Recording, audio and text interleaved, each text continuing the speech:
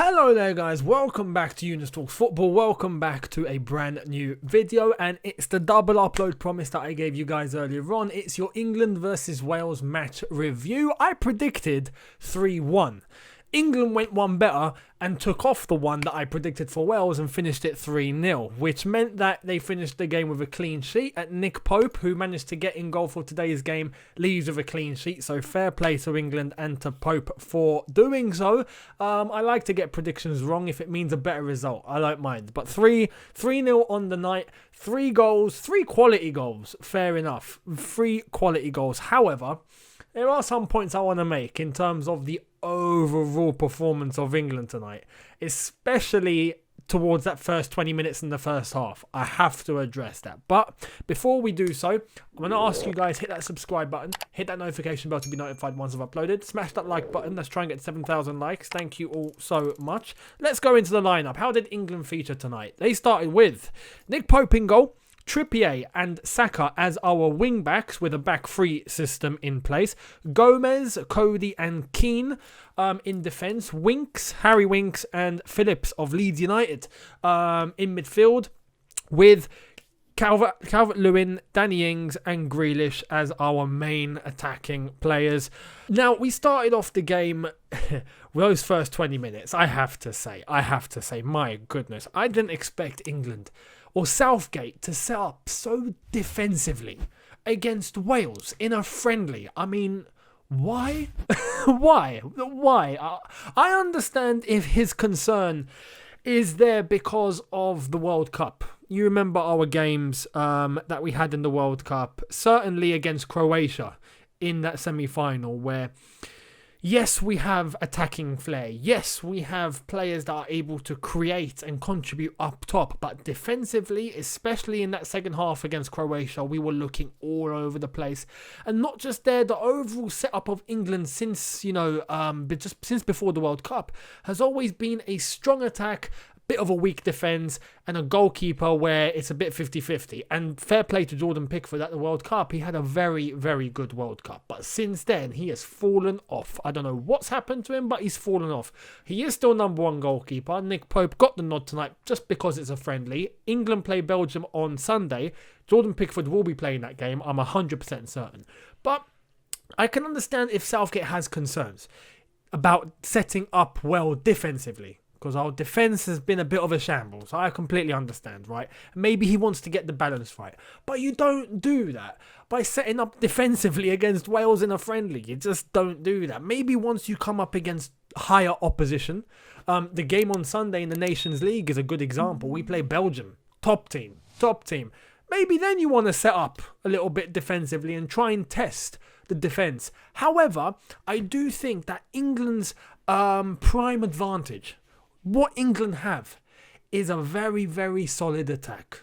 We have players with flair, we have players that can put the ball in the net, and we have young lads that are still developing and are hopefully going to build a chemistry that takes them to major tournaments and does big things for us. Fingers crossed. We thought we'd done well in 2018, but when you got some lads like how Calvert-Lewin is looking like, or how Grealish is looking like, I mean, if those lads gel and grow, I'm looking forward to it. Now, we'll get into the game today.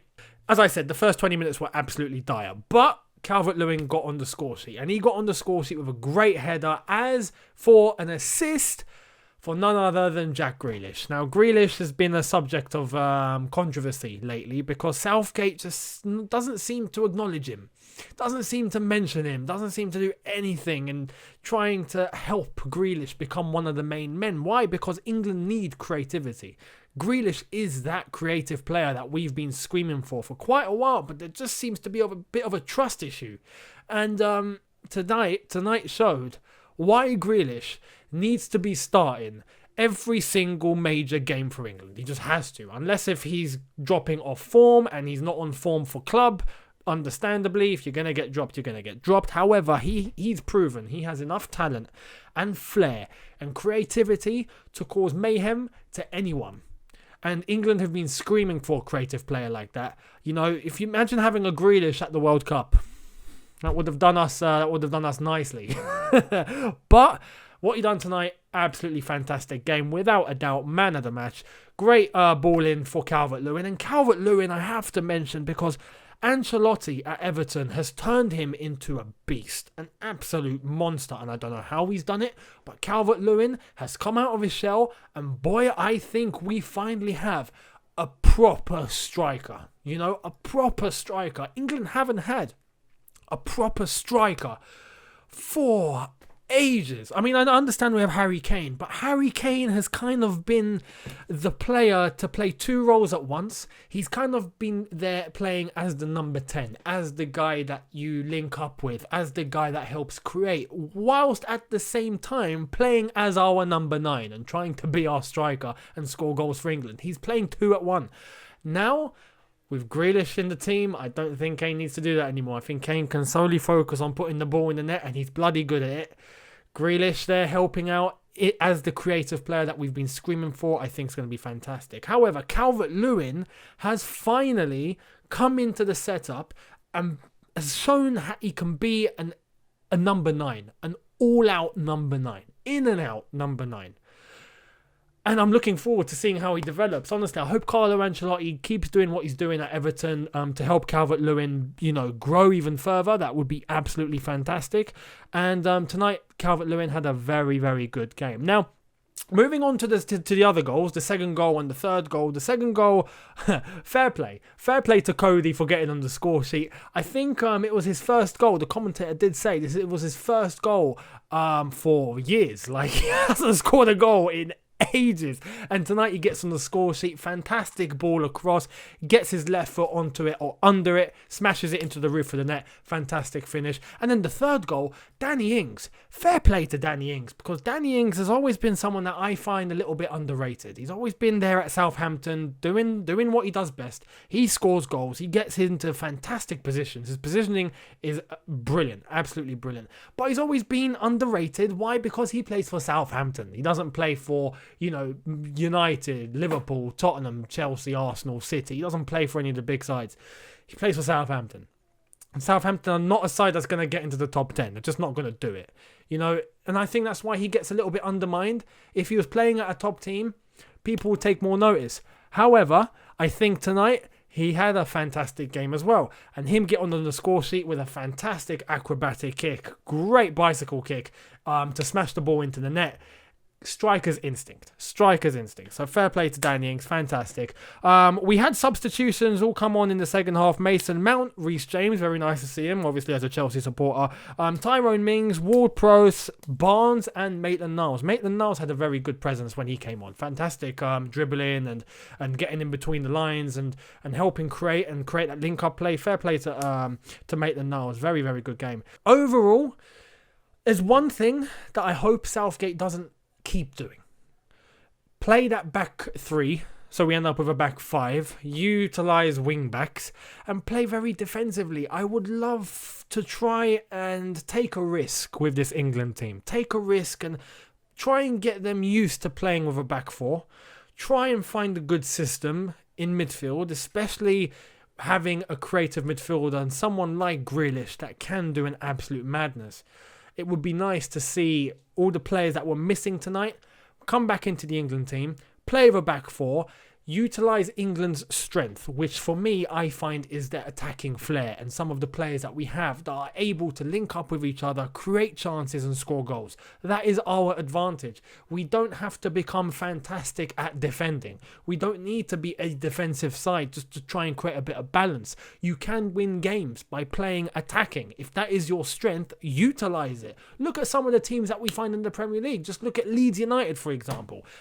Their defensive setup isn't fantastic, but the way that they play football and the way that they utilise the system, Marcelo Bielsa has a fantastic system at Leeds, and it goes to show you that you can press in a certain way, that you can attack in a certain way, and even when you're sitting back, if you've got loads of pace, you can get ready to hit on a counter-attack. As long as you have midfielders there that are able to intercept and win the ball, create an attack, and go on a counter. As long as you have the creativity, the flair and the pace, you can do big things. We have those. So I think Southgate needs to get out of his head a little bit, go back to basics, step outside the box for a little bit, and just notice, use England's strengths, rather than trying to improve our weaknesses, because it will come with time. You know, I think it will come with time. I think we will get defenders in, and tonight was a very good showing. Fair play to Coady and Gomez and Keane, especially Coady.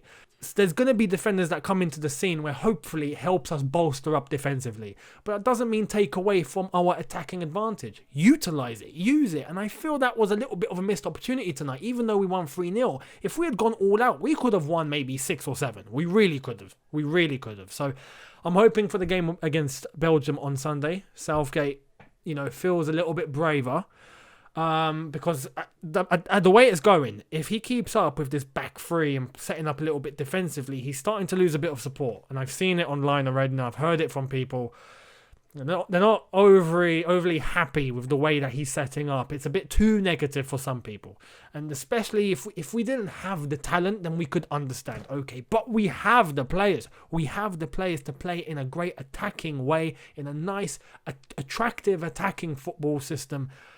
Let's use it. Let's use it. So that's my observations of tonight. Hopefully you've enjoyed it. And, you know, onwards and upwards. We'll see what we do against Belgium on Sunday. Now, for me personally, tomorrow is going to be a big day, because tonight I talk about England, but tomorrow Algeria play against Nigeria. So my second half, because I'm half and half. I'm half English, half Algerian. Tomorrow, Algeria, Nigeria, that's going to be...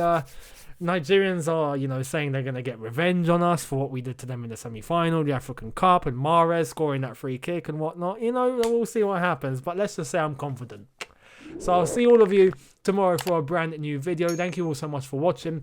Hit the subscribe button if you are new. Hit that notification bell to be notified once I've uploaded. Leave me your comments in the comment section below regarding tonight's game. Who do you think was man of the match? Do you agree with me it was Grealish? Do you think he should be playing more? Hell yeah he should. But let me know what you thought about tonight's game. Calvert-Lewin, everyone I've mentioned, I'd love to hear it. Hit the like button. Let's try and get to 7,000 likes, and I'll see you tomorrow. Have a good one. Thank you for watching. Look after yourselves. Take care and peace.